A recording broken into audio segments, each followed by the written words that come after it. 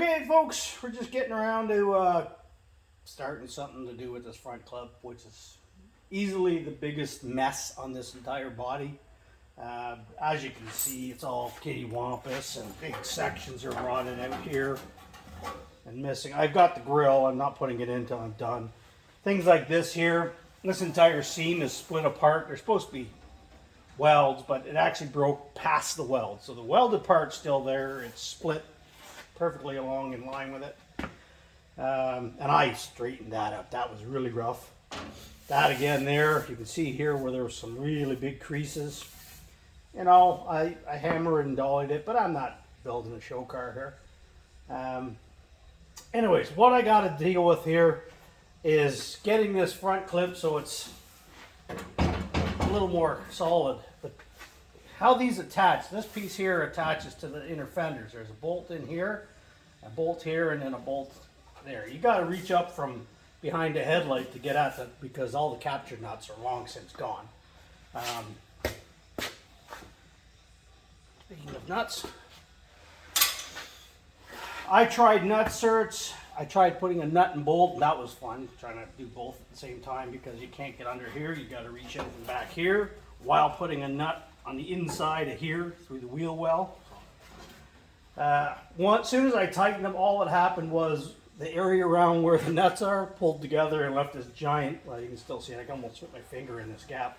It's not that I care that there's a gap there as much as I care that it's barely attached. Like I got a strap pulling it kind of like this because when you take that strap off, the fender just sagged down. And the bottom is supposed to keep that in check, and it's just as rough. So I think what I'm going to do is I'm going to grind these both seams up and weld those things flush and be done with them.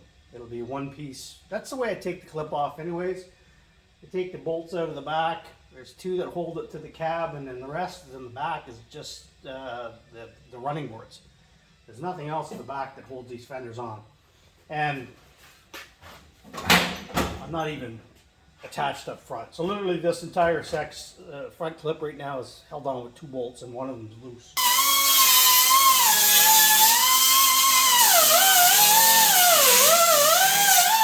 Test my gap filling skills here. Big job here is making sure I cool it after every couple of inches. Otherwise this is going to start melting.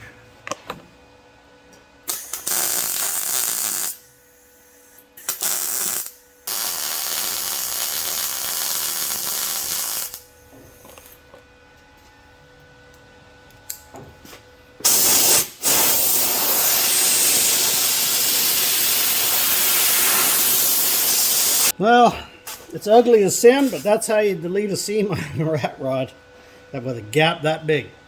Now we're going to grind it up and then go back and do some decoration. Well, it's butt ugly, but that's what we're looking for. Every good rat rod with a seam like that needs stitches.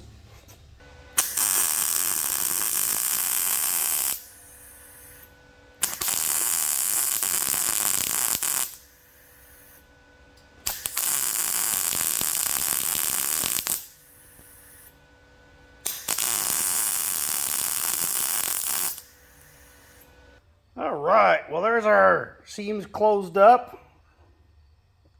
And we got us some rat rod stitches going on here. I'll tell you what, it's awful hard to weld that badly, but on purpose. A little bit of cleaning up to do. That one there where I filled the hole, I gotta get that out of there, and there's a few pieces of MIG wire, but nothing a wire wheel won't puff right out.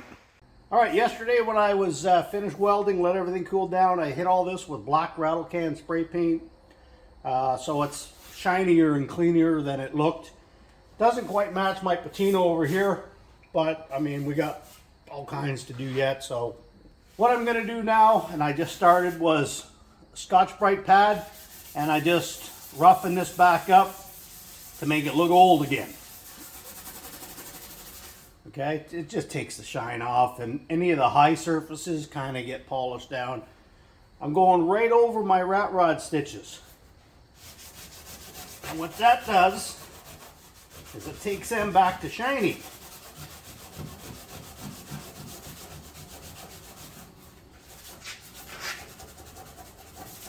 like so.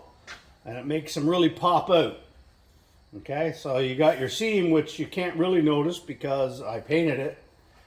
I mean, if you're standing here looking, you're going to see it, but the idea is to make the stitches pop and hide the seam. And that's what the rattle can and this step does. It really makes those welds that are raised still, basically brings them down to the bare weld and leaves the paint underneath untouched. So it's a good way to hide a seam. Obviously, if you don't like rat rod stitches, then this probably isn't for you, and to each their own. I think they look cruel. And there's not a whole lot of work to get them like that. Okay, really makes them pop out.